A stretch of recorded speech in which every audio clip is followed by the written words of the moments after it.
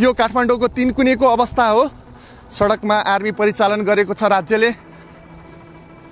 अवस्था निकै नै भयावह भएको थियो। एकैछिन अघिसम्म आर्मी सडकमा आइसकेपछि चाहिँ अलिकति नियन्त्रणमा आइसकेको छ यहाँको अवस्था। राज्यलाई आर्मी नै परिचालन गर्नुपर्ने अवस्था आइसकेको यहाँ देख्न सकिन्छ। हामीले जनआन्दोलनमा देखेका थियौँ यस्तो दृश्यहरू। आर्मी सडकमा यसरी बन्दुक बोकेर निस्किन्थे।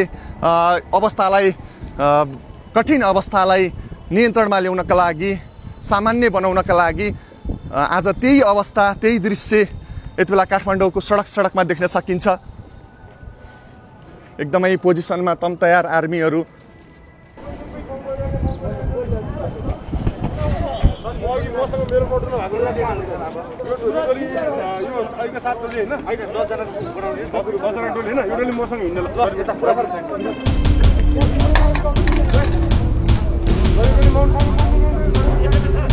म यति बेला काठमाडौँको तीनकुने क्षेत्रमा छु, जहाँ कर्फ्यू आदेश जारी गरिएसँगै यति बेला तपाईँ देख्न सक्नुहुन्छ आर्मी पनि परिचालन गरिएको छ। आर्मी नै परिचालन गर्नुपर्ने अवस्थासम्म राज्य पुग्नु भनेको सायद अवस्था निकै नै जटिल यहाँको भइसक्यो अथवा हुँदैछ भन्ने यो सङ्केत हो।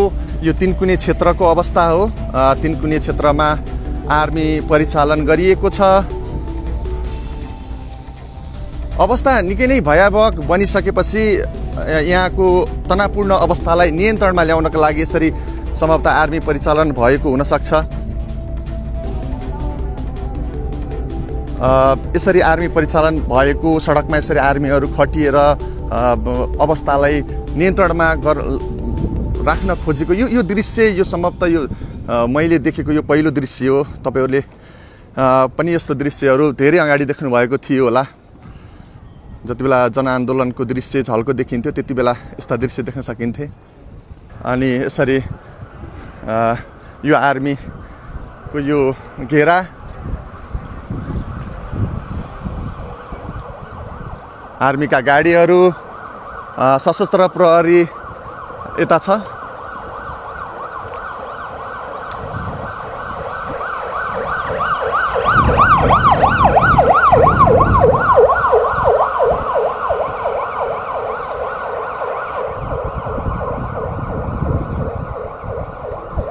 आर्मी आइसकेपछि चाहिँ सशस्त्र प्रहरीले अलिकति राहत महसुस गरेको हुनुपर्छ। त्यही भएर सशस्त्र प्रहरी चाहिँ यता यसरी बसेको अवस्था छ भने आर्मी चाहिँ एकदमै यो पोजिसनमा बसेको छ कि यहाँ ठुलै केही हुँदैछ, यहाँ अब ठुलै केही हुँदैछ भन्ने यो देखाउँछ यो दृश्यले।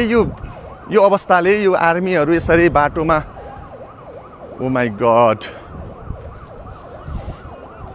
यो जनआन्दोलनकै झल्को दिइरहेको छ यो दृश्यले। कर्फ्यू आदेश जारी भएसँगै यति बेला आर्मी परिचालन भएको छ।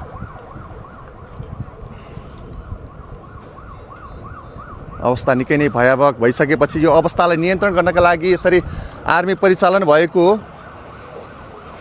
केही समय अगाडि नेपाल प्रहरी र सशस्त्र प्रहरीले यहाँ अवस्थालाई नियन्त्रणमा ल्याउने प्रयास गरेको थियो, तर अवस्था नियन्त्रणमा आउन नसक्ने देखिसकेपछि राज्यले यति बेला आर्मी नै परिचालन गर्नुपर्ने अवस्था आइसकेको छ। तीनकुनेमा अघि तपाईँले देख्न सक्नुहुन्थ्यो अश्रु ग्याससँगै प्रहरीले केही राउन्ड फायरिङ पनि गरेको त्यो अवस्था थियो र आन्दोलनकारीहरूले सार्वजनिक सम्पत्ति लगायत निजी सम्पत्तिहरूमा पनि धेरै क्षति पुर्याएको अवस्था पनि देख्न सकिन्थ्यो। यो दृश्य म तपाईहरुलाई देखाइरहेको छु, फिल्ड रिपोर्टिङ गरिरहेको छु यहाँबाट। कर्फ्यू आदेश जारी भएसँगै यति बेला आम सर्वसाधारणहरू सडकमा निस्किन सकेका छैनन्। जो बिहानतिर अफिसमा अथवा कतै गएका थिए, ल यहाँ बिचरा केटाहरू कहाँबाट निस्किएका थिए होला।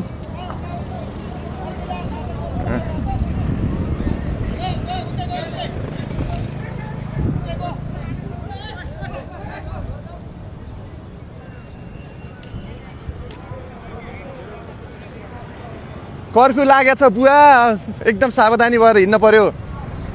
कर्फ्यू लागेको छ, कर्फ्यू लगाएको छ प्रहरीले। नमस्ते। यसरी भिड नलगाइदिनु, फेरि अहिले यिनीहरूले अघि धेरैजनाले लगिसके है।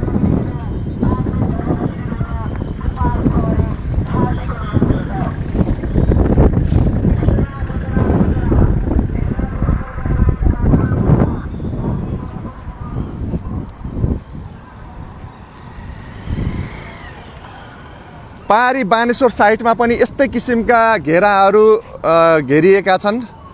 यो ठ्याक्कै यो संसद भवनलाई नै सुरक्षा दिने हिसाबले यो घेरा बनाइएको हुन सक्छ।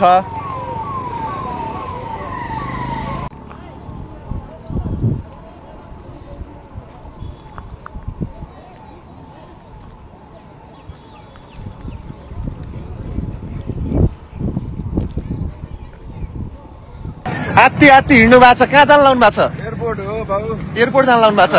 प्लेन छुट्दैछ हो? प्लेन छुट्दैछ। ए ल ल ल। कहाँ जान लाउनु भएको छ? म मिडिया। कोरिया जाँदै हुनुहुन्छ? मेचिकाली खबर। हजुर। तपाईँहरू कोरिया जाँदै हुनुहुन्छ? ए कति बजेको टिकट छ? 7:30 को? ओहो तपाईँलाई ढिला भइसक्यो। अब छैन, मेरो गाडी उहाँ बानेश्वरमा छ, फेरि यहाँ तिनको नित्य जान टाइम लाग्छ। सुन्नु न, हेलो, उहाँले पुऱ्याइदिनुहुन्छ दाइ? उहाँले पुऱ्याइदिनुहुन्छ सिङ्गल सिङ्गल?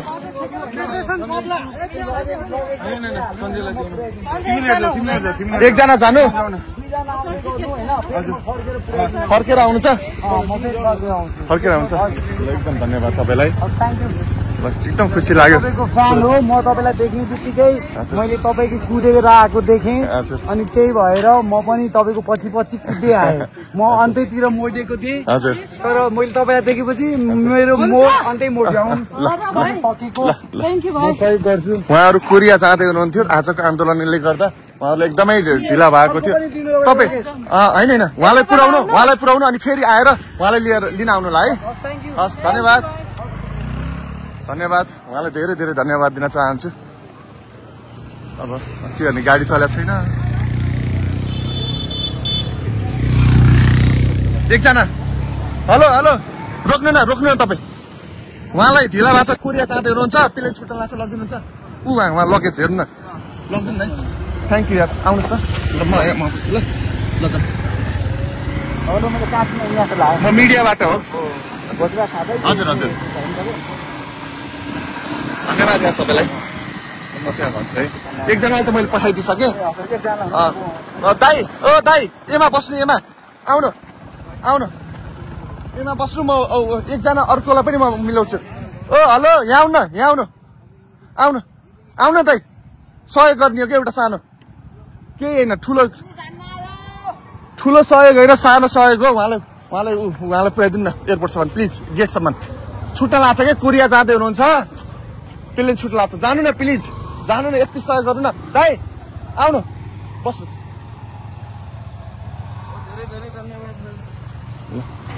बस्नु ल, पहिला तपाईँ बस्नु त, म यो गरिदिन्छु। ल धन्यवाद है हजुरलाई। ए ल, छिटो गरौँको रहेछ कि, मलाई गाह्रो भइसक्यो।